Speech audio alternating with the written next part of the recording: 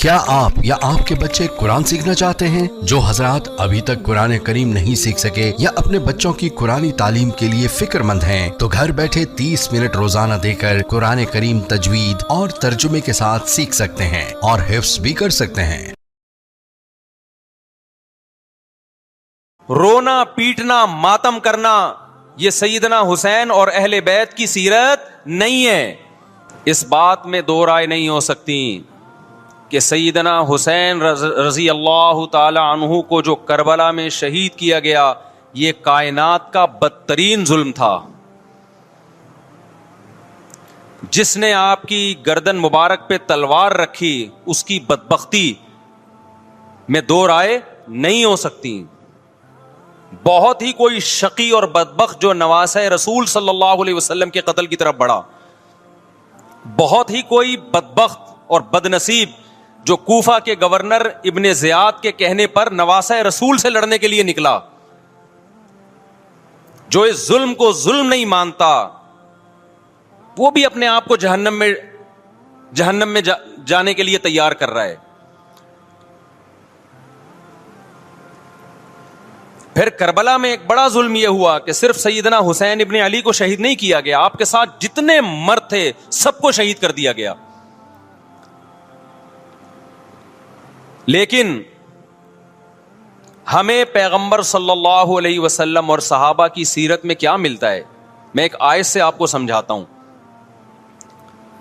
مشرکین مکہ حضرت ابراہیم علیہ الصلاۃ والسلام کے نسب میں ہونے پر اور آپ سے محبت پہ بڑا فخر کیا کرتے تھے کہ ہم ابراہیم کی اولاد میں ہیں، ہم ابراہیم کے دین پہ ہیں۔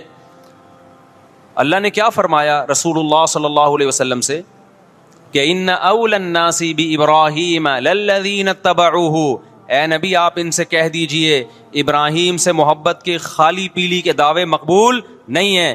ابراہیم کے زیادہ حقدار وہ ہیں جو ابراہیم علیہ السلام کی اتباع کرتے ہیں، اور یہ پیغمبر اور صحابہ یہ ابراہیم علیہ السلام کے دین کو فالو کرتے ہیں، اور تم ابراہیم کے دین کو فالو نہیں کر رہے، ان سے محبت کے دعوے دار ہو۔ تو خالی محبت کے دعوے داری اللہ کے ہاں مقبول نہیں ہے۔ اللہ کے ہاں وہ محبت کی دعوے مقبول ہیں جس میں آپ محبوب کو فالو کر رہے ہوں۔ سیدنا حسین ابن علی رضی اللہ تعالی عنہ جو جنت کے جوانوں کے سردار ہیں، آپ سے محبت کا دعویٰ اس وقت مقبول ہوگا جب آپ سیدنا حسین کی سیرت کو فالو کریں گے۔ رونا پیٹنا ماتم کرنا یہ سیدنا حسین اور اہل بیت کی سیرت نہیں ہے۔ صبر کرنا، ظالم کے سامنے ڈٹ جانا، جان کے خوف سے اپنی پالیسیوں سے پیچھے نہ ہٹنا، یہ سیدنا حسین ابن علی رضی اللہ عنہ کی سیرت ہے جو آج ہمیں کہیں بھی نظر نہیں آتی۔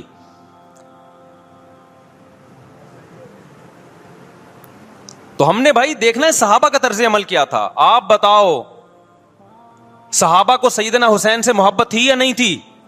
کیا غم کا پہاڑ ٹوٹا ہوگا جب اطلاع ملی ہوگی کہ سیدنا حسین ابن علی اور آپ کے اصحاب اور اہل بیت کو سب کو کربلا میں شہید کر دیا گیا ہے۔ کیا قیامت گزری ہوگی۔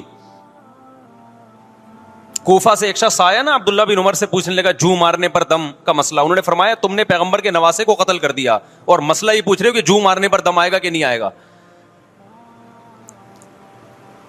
ایک طرف تم نے پیغمبر کے نواسے کو قتل کر دیا کربلا میں، اور اب ہم سے آ کے مسئلہ پوچھتے ہو جو مارنا جائز ہے یا نہیں ہے۔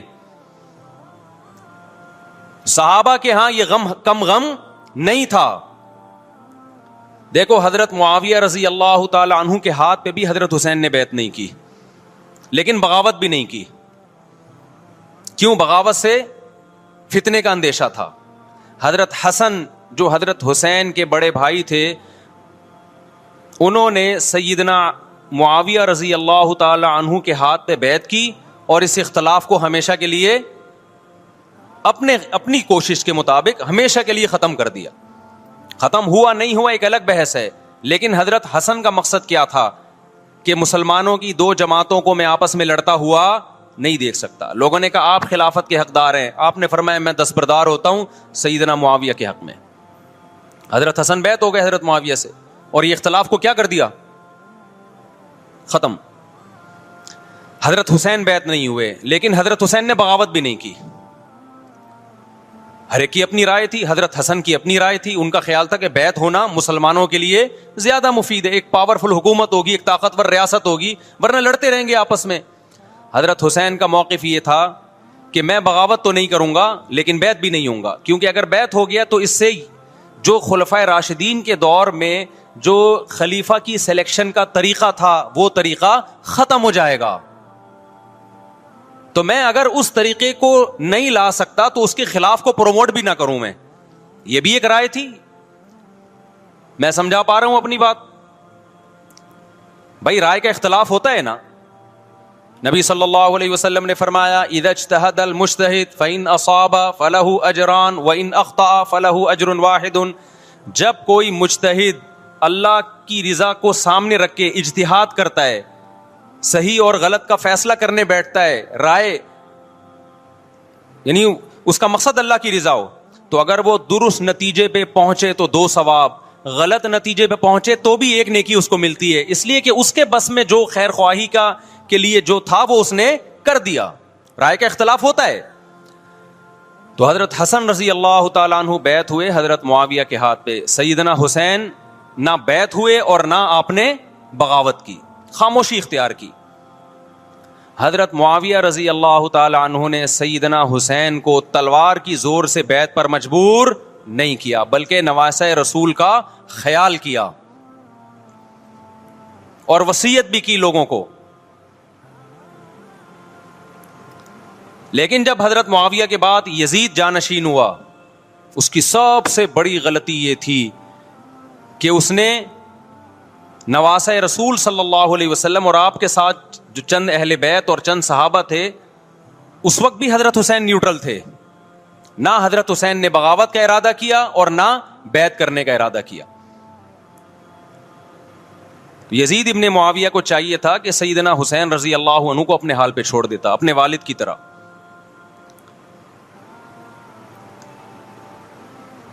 حضرت حسین رضی اللہ تعالیٰ عنہ کو جب کوفہ سے خطوط آئے, یہ میں وضاحت اس لیے کر رہا ہوں کہ حضرت حسین بغاوت کے لیے نہیں نکلے تھے, اس مسلمان حاکم کے خلاف بغاوت کے لیے نہیں نکلے تھے, کیونکہ رسول اللہ صلی اللہ علیہ وسلم کی بہت ساری صحیح حدیث ہے اس بارے میں کہ جو باغی ہے, جو ریاست کے خلاف بغاوت کرتا ہے, اس کو نبی صلی اللہ علیہ وسلم نے اس عمل کو پسند نہیں کیا. تو حضرت حسین رضی اللہ تعالیٰ عنہ کو کوفہ سے خطوط آئے کہ یہاں سارے کے سارے لوگ آپ کے ہاتھ پہ بیعت کرنے کے لیے تیار ہیں. ظاہر ہے جب کسی علاقے کے لوگ دارالخلافہ ہو اور سب بیعت ہونے کے لیے تیار ہوں تو پھر آپ کا جانا یہ بغاوت کا عمل نہیں کہلاتا. حضرت حسین رضی اللہ تعالیٰ عنہ اہل بیت کے ساتھ نکلے. کربلا میں جب پہنچے, مشہور واقعہ آپ 20 دفعہ سن چکے ہیں, وہاں جا کے آپ کو اطلاع ہوئی کہ وہ خبر غلط تھی اور عبید اللہ بن زیاد نے ایک پورا لشکر بھیجا سیدنا حسین رضی اللہ تعالیٰ عنہ کو مجبور کرنے کے لیے کہ میرے ہاتھ پہ آپ زبردستی بیعت ہو جائیں. حضرت حسین رضی اللہ تعالیٰ عنہ نے مطالبے رکھے کہ یا تو مجھے واپس جانے دیا جائے, اور اگر بیعت کرنا ہی ہے تو میں دمشق میں امیر کے ہاتھ پہ جا کے بیعت کروں گا. بہت معقول مطالبے تھے یہ. میرا مقصد ابھی کربلا کا واقعہ بیان کرنا نہیں ہے, اس پہ بہت کچھ کہا جا چکا ہے, خود میرا بھی بیان اس پہ تفصیل سے ہو چکا ہے.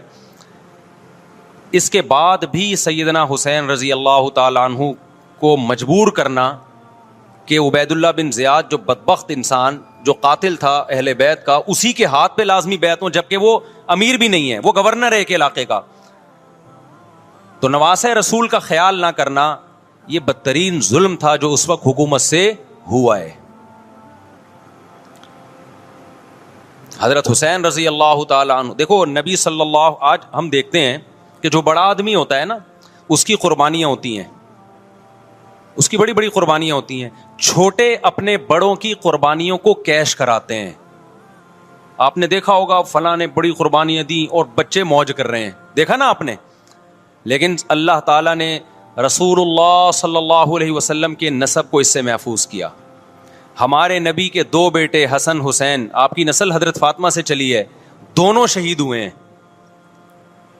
اس میں بہت بڑی حکمت تھی کہ پیغمبر صلی اللہ علیہ وسلم نے سب سے پہلے تربیت اپنے گھر والوں کی ہے. آج لوگ باہر فنٹر بنے ہوئے ہوتے ہیں, تبلیغیں کر رہے ہوتے ہیں, اپنے گھر کی ان کو پرواہ نہیں ہوتی. نبی صلی اللہ علیہ وسلم نے سب سے پہلے جو تربیت کی ہے کس کی ہے؟ حضرت حسن اور حسین کی ہے. تو جب کربلا میں آپ کو چاروں طرف سے گھیر لیا گیا اور آپ کو مجبور کیا گیا کہ آپ نے ابن زیاد کے ہاتھ پہ بیعت کرنا ہے, تو آپ نے اس ذلت کو گلے لگانے سے انکار کر دیا. آپ کو 100% یقین تھا کہ اتنے بڑے لشکر کے سامنے میں ٹھہر نہیں سکتا, اسباب کی دنیا میں فتح کی امید نہیں ہے. لیکن حضرت حسین رضی اللہ تعالی عنہ نے لڑنے کا فیصلہ کر کے اور شہادت کو قبول کرنے کا فیصلہ کر کے ابن زیاد اور اس زمانے کے حکمران جو اس قتل پہ راضی تھے, قیامت تک کے لیے ان پہ لعنت کے سلسلے کا دروازہ کھول دیا. بعض دفعہ اللہ بھی یہ چاہتے ہیں کہ بدبختوں کو ڈھیل ملے تاکہ ان کا جرم سنستدرجہم من حیث لا یعلمون. قرآن کہتے ہیں نا ہم ان کو ڈھیل دیں گے, ان کو برائی میں ہم آگے بڑھنے دیں گے, ایسے بڑھنے دیں گے کہ ان کو خود بھی پتہ نہیں چلے گا, تاکہ قیامت کے دن ان کا عذاب ان کو کئی گنا بڑھا کر دیا جائے. اب میرے بھائی ہمارے لیے کیا سبق ملتا ہے؟ جب یہ واقعہ ہوا عالم اسلام میں کوہرام مچ گیا, لیکن کیا اس واقعے کے بعد اہل بیت کی جو مقدس اور پاکیزہ عورتیں تھیں, کیا انہوں نے نوحہ کیا یا صبر کیا؟ آپ کا ضمیر کیا کہتا ہے, انہوں نے نوحے پڑے ہوں گے یا صبر کیا ہوگا؟ بولو بھائی, صبر کیا. عبداللہ بن عمر رضی اللہ تعالیٰ عنہ جو کوفہ والوں کو ملامت کیا کرتے تھے کہ تم جو مارنے کے مسئلے ہم سے پوچھتے ہو, تم نے حسین کا قتل کر دیا, تو یہ حضرت ابن عمر نے اسی لیے کہا نا کہ آپ کو اس کا غم ہوا تھا. تو ابن عمر کا عمل کیا تھا؟ کیا انہوں نے ماتم کیا؟ کیا انہوں نے چھروں سے اپنے آپ کو مارا؟ حضرت حسین کا قتل بھی ظالمانہ, اور اس سے پہلے سیدنا عثمان کا قتل بھی ظالمانہ. اگر نوحہ یا ماتم جائز ہے تو حضرت عثمان کی شہادت کے دن بھی جائز ہے, حضرت حسین کی شہادت کے دن بھی جائز ہے. اور اگر ناجائز ہے تو جیسے عثمان کی شہادت کے دن ناجائز, حسین کی شہادت کے دن بھی ناجائز ہے. سمجھ میں آ رہی ہے بات کہ نہیں آ رہی ہے؟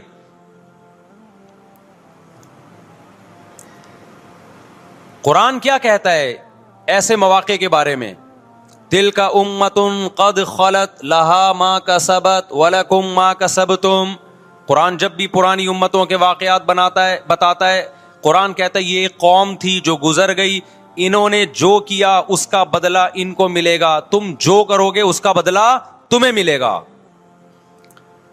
تو ہمیں اللہ نے اس واقعے میں بھی بتا دیا کہ سیدنا حسین کا واقعہ, کربلا کا واقعہ جب سنا کرو تو یہ سوچا کرو یہ قوم تھی جو گزر گئی, جس نے اچھا کیا, حسین ابن علی نے اچھا کیا, ان کو اس اچھائی کا بدلہ ملے گا. اور جو حضرت حسین کے قتل کے حضرت سیدنا حسین کے مبارک خون سے جن کے ہاتھ آلودہ ہوئے, کیونکہ قتل کیا نا انہوں نے, تو لہا ما کسبت, ان کو اس ظلم کا بدلہ بھی ملے گا.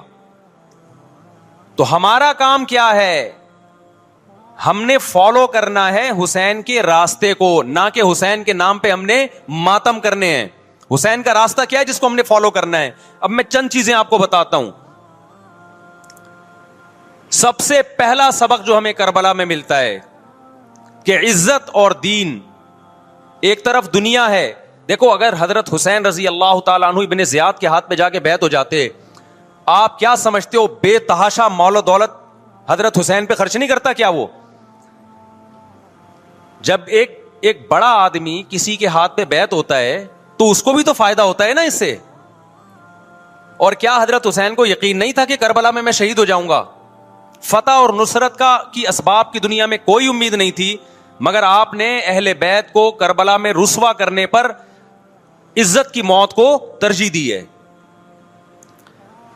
آج اگر آپ میں یہ ظرف ہے کہ آپ عزت کی موت کو ذلت کی زندگی پر ترجیح دیتے ہو تو پھر آپ حسینی ہو. نہیں آئی بات میرا خیال ہے سمجھ. سیدنا حسین کی سخاوت کے واقعات ہیں. سیدنا حسین باغی نہیں تھے رضی اللہ عنہ. پھر جو اہل بیت کا طرز عمل کیا تھا, محرم میں کیا کیا ہو رہا ہے میں آپ کو بتاتا ہوں. ان میں سے کوئی بھی عمل نہ ہمیں قرآن سے ملتا ہے نہ صحابہ سے ملتا ہے ہمیں. تو ما انا علیہ و اصحابی جو جنتی فرقہ ہوگا اس کی جو علامتیں ہیں، تو جب آپ ان علامتوں کے خلاف چلو گے، صحابہ اور تابعین کو فالو نہیں کرو گے، تو آپ پھر اپنے آپ کو سنی کہنا چھوڑ دو. آپ بتاؤ مجھے اسلام میں کوئی مہینہ منحوس ہے؟ بولو نا، کوئی مہینہ منحوس ہے؟ تو آپ محرم کو منحوس کیوں کہتے ہو؟ لوگ مجھے کہتے ہیں مفتی صاحب فرقہ واریت پھیلا رہے ہیں. دیکھو فرقہ واریت جب پھیلا رہا ہوں جب میں کسی فرقے کے خلاف آپ کو کر رہا ہوں. میرے بیان شیعہ لوگ بھی سنتے ہیں، ملتے بھی ہیں. بہت دفعہ ایئرپورٹ پہ ملاقات ہوئی، بڑی عزت سے ملے، میں شیعہ ہوں لیکن آپ سے محبت کرتا ہوں. یہاں مسجد میں بھی آتے ہیں، میں نے کبھی کسی پہ طنز نہیں کیا. اس لیے میں بار بار کہتا ہوں جو شیعہ کا مذہب ہے اس کو کرنے دو. وہ سبیلے لگاتے ہیں، آپ ان کو مت چھیڑو، جا کے تنگ نہ کرو ان کو. وہ ماتم کرتے ہیں، آپ ان کو مت چھیڑو. وہ نوحے کرتے ہیں، وہ نوحے پڑھتے ہیں، آپ ان کو مت چھیڑو. لیکن آپ اپنی پوزیشن واضح کرو کہ آپ شیعہ ہو یا آپ سنی ہو. آپ تو ایک طرف ہو جاؤ نا. محرم میں اگر آپ مرثیے لگا کے گھوم رہے ہو گاڑیوں میں، اٹ مینز آپ سنی نہیں ہو. آپ نبی صلی اللہ علیہ وسلم کی حدیث ہے ہمارے پاس، ہم اہل سنت والجماعت ہیں، ہم سنت کو فالو کرتے ہیں. تو سنت کیا کہتی ہے؟ میتوں پہ گریبان چاک کرنا، میتوں پہ چیخو پکار کر کے رونا. آپ نے فرمایا لیس منا، وہ ہم میں سے نہیں ہے. اور اس عمل پہ آپ صلی اللہ علیہ وسلم نے لعنت فرمائی ہے. لوگ کہتے ہیں حسین کی یاد میں رونا نبی کی سنت ہے. نبی صلی اللہ علیہ وسلم کو جب جبریل نے بتایا کہ حسین شہید ہوں گے، آپ روئے، اس لیے کہ اس وقت آپ کو یہ خبر ملی تھی. لیکن کیا ہر محرم میں آپ نے رونے کا پروگرام کیا ہے؟ یا صحابہ کو بیٹھ کے باقاعدہ رلایا ہے آپ نے؟ کیا ہو گیا بھائی؟ آپ کو بھی جب کربلا کا واقعہ کی خبر ملی آپ کی آنکھوں میں آنسو آ جائے، یہ نیچرل ہے، یہ حسین سے محبت کی علامت. لیکن ہر محرم میں باقاعدہ بٹھا کے رونے کا پروگرام کرنا یہ حسین سے محبت کی علامت نہیں ہے، بلکہ شریعت میں ناجائز ہے یہ غموں کو بڑھانا. یہ کہاں سے جائز ہو گیا؟ حضرت عثمان بھی تو شہید ہوئے تھے، نبی صلی اللہ علیہ وسلم کے داماد تھے. ان کی یاد میں آپ رونے کو سنت کیوں نہیں کہتے؟ ہماری نظر میں حسین کا قتل بھی بہت بڑا ظلم اور سیدنا عثمان کا قتل بھی بہت بڑا ظلم تھا. دونوں مظلوم تھے، دونوں مظلوم شہید تھے. ہمیں دونوں کی شہادت پہ غم ہے، لیکن اب اس غم کو مناتے نہیں ہیں. اسلام میں غم منانا سنت نہیں ہے. دیکھو جعفر طیار رضی اللہ عنہ، نبی کے چچا زاد بھائی، اہل بیت، جب آپ صلی اللہ علیہ وسلم نے ان کو لڑائی کے لیے میدان جنگ میں بھیجا، رومیوں سے لڑائی تھی. حضرت جعفر طیار کی 4 بیویاں تھیں. جب نبی صلی اللہ علیہ وسلم مسجد نبی میں بیٹھے، آپ کو فرشتوں نے اطلاع دی کہ جعفر طیار شہید ہو گئے. آپ صلی اللہ علیہ وسلم کی آنکھوں سے آنسو. یہ آنسو اس وقت نکلے جب عین شہادت کی اطلاع ملی ہے. اس وقت آنسوؤں کا نکلنا محبت کی علامت ہے. آپ نے صحابی رسول کو بھیجا کہ جاؤ آپ کی زوجات کو، بیویوں کو جا کے خبر دو کہ جعفر طیار شہید ہو گئے. کیا قربانی تھی صحابہ کی. آپ دیکھو ایسے جوان تھے جعفر طیار، خوبصورت جوان. غزوہ بدر میں جب مشرکین مکہ نے یہ نعرہ لگایا کہ حل میں مبارز، 3 سردار آئے، انہوں نے کہا پہلے تمہارے اندر سے 3 بہادر آئیں ہم سے لڑیں.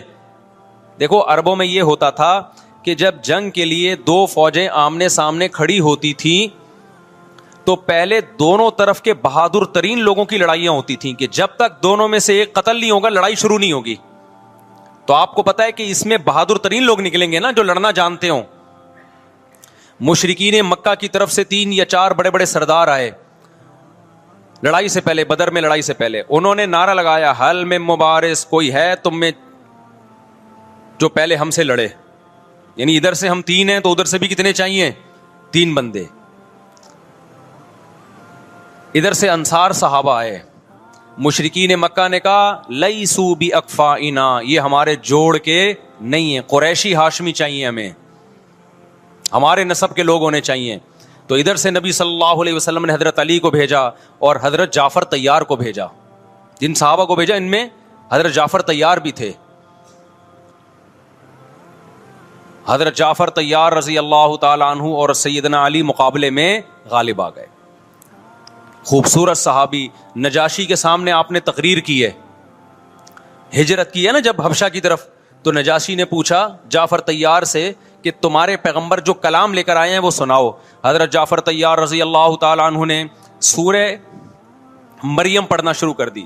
کاف ہا یا عین صاد ذکر رحمت ربک عبدہ زکریا اذ نادى ربه نداء خفیا قال رب انی وهن العظم منی واشتعل الرأس شیبا ولم اکن بدعائک رب شقیا وانی خفت الموالی من ورائي وكانت امرأتی عاقرا فهب لی من لدنک ولیا. ایسی حضرت مریم اور عیسیٰ ابن مریم کی سیرت کو سورہ مریم میں بیان کیا حضرت جعفر طیار نے کہ نجاشی روتے روتے اس کی داڑھی تر, اور جتنے پادری بیٹھے تھے سب کی داڑیاں تر ہو گئی روتے روتے. تو یہ تقریر جو نجاشی کے اسلام کا سبب بنے, بادشاہ کو مسلمان کرنے والے کون تھے؟ حضرت جعفر طیار. اور آپ کے چھوٹے چھوٹے بچے, 4 جوان بیویاں ہوں, چھوٹے چھوٹے بچے ہوں, اور ایسے میں میدان جنگ میں لڑتے ہوئے شہید ہو جائیں تو پیغمبر اور صحابہ پہ کیا قیامت ٹوٹی ہوگی. لیکن ہمارے نبی صلی اللہ علیہ وسلم کی آنکھوں سے کیا تھے؟ صرف آنسو موتی کی طرح ٹپک رہے تھے. اور آپ صحابہ کو اطلاع دے رہے تھے کہ جعفر طیار شہید ہو گئے اور جاؤ ان کے گھر والوں کو بتا کے آ جاؤ. کتنی بڑی قربانی ہے یا نہیں ہے؟ جب خبر دینے والا آپ کی ازواج کو بتا کے آیا کہ جعفر طیار شہید ہو گئے, تو آپ کے گھروں سے خواتین کے رونے کی آوازیں آئیں. آپ صلی اللہ علیہ وسلم نے فرمایا ان سے بولو کہ اپنی آواز کو پست کرو. پھر چیخو پکار کی آواز آئی تو آپ نے فرمایا کہ اگر دوبارہ چیخو پکار کی آواز آئے تو ان کے منہ پہ خاک پھینک دو. وہ شہید کی بیوہ تھیں, اور شہید بھی کتنے مقدس, ان کو بھی نبی صلی اللہ علیہ وسلم نے نوحہ کرنے کی اجازت نہیں دی. اس دن جس دن غم پہنچا ہے اس دن بھی چیخو پکار کی اجازت نہیں دی ہے. تو آپ بتاؤ اگلے سال اس تاریخ کو چیخو پکار کی کیسے اجازت مل جاتی؟ نہیں آئی میرا خیال ہے بات سمجھ میں. جب غم پہنچا ہے اس وقت چیخنے چلانے کی اجازت نہیں ہے. چھوٹے چھوٹے یتیم بچے, حضرت جعفر طیار کے چھوٹے چھوٹے یتیم بچے, کتنا غم ہوتا ہے جب چھوٹے چھوٹے بچے, ان کا باپ دنیا سے چلا جائے, کتنا ترس آتا ہے ان کے اوپر. تو ہمارے نبی کو بھی ان یتیم بچوں پہ بھی ترس آیا, ان بیواؤں پہ بھی ترس آیا.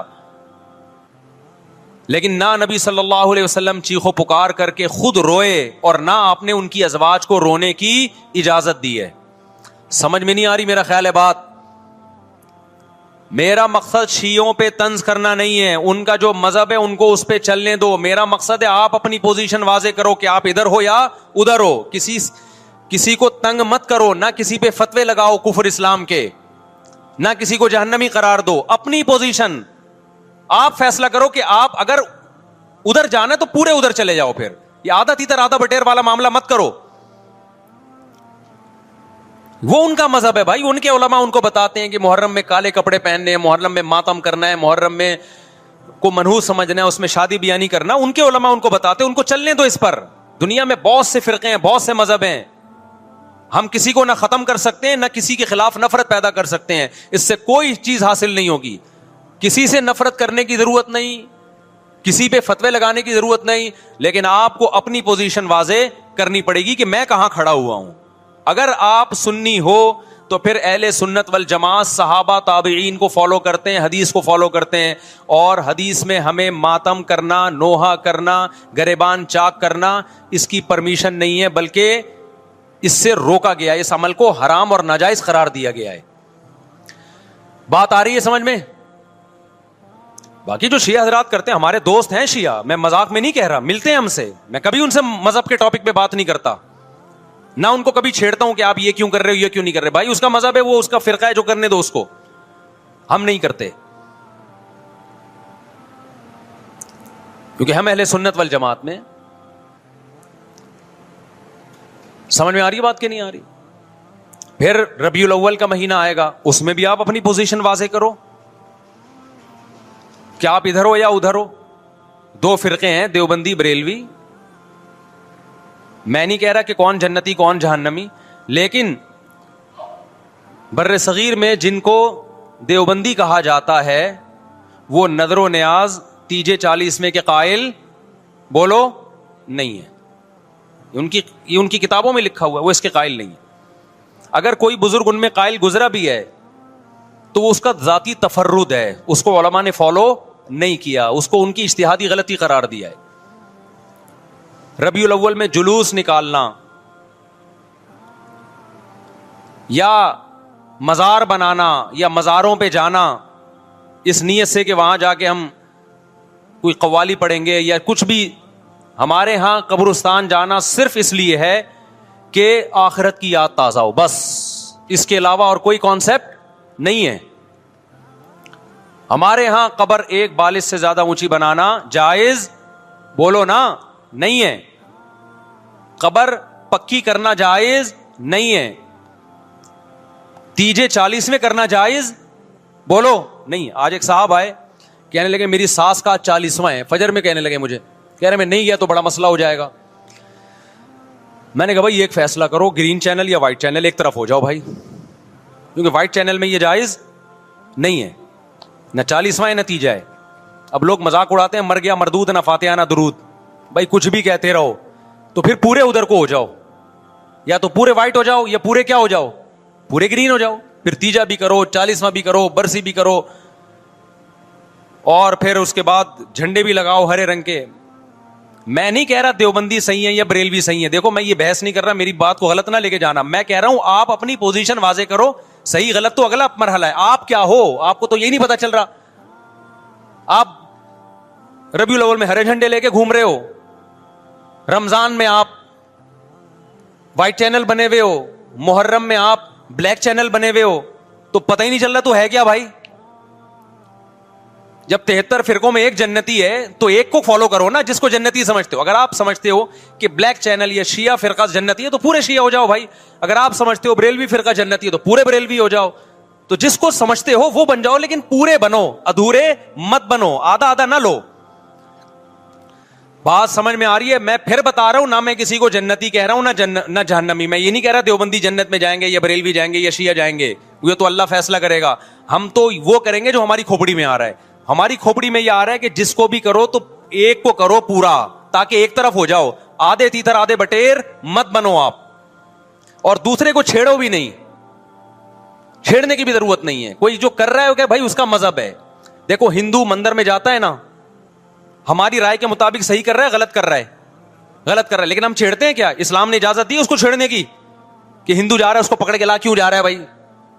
اسلام بولا ہے بھائی لکم دینکم ولی دین، تمہارے لیے تمہارا دین، ہمارے لیے ہمارا دین. لا اکراہ فی الدین، دین میں زبردستی نہیں ہے، جو کر رہا ہے اس کو کرنے دو. تبھی اسلامی تاریخ میں کوئی ایک مندر بھی ہمارے علم میں نہیں ہے کہ اس میں ہندوؤں پہ پابندی لگی ہو کہ مندر نہیں جا سکتے. جب تک اسلامی حکومتیں رہی ہیں، ہندوستان میں 1000 سال مسلمانوں نے حکومت کی ہے. اگر ہندوؤں کو مندر جانے سے روک دیتے تو آج یہ مندر ختم ہوتے. اسلامی حکومت جب ختم ہوئی ہے تو بھی مندر لاکھوں کی تعداد میں مندر تھے. اسلام مسجد جانے کا حکم دیتا ہے یا چرچ جانے کا؟ بولو. مسجد. چرچ جانے کو غلط سمجھتا ہے کیونکہ وہاں غیر اللہ کی، عیسیٰ ابن مریم کی عبادت ہو رہی ہے.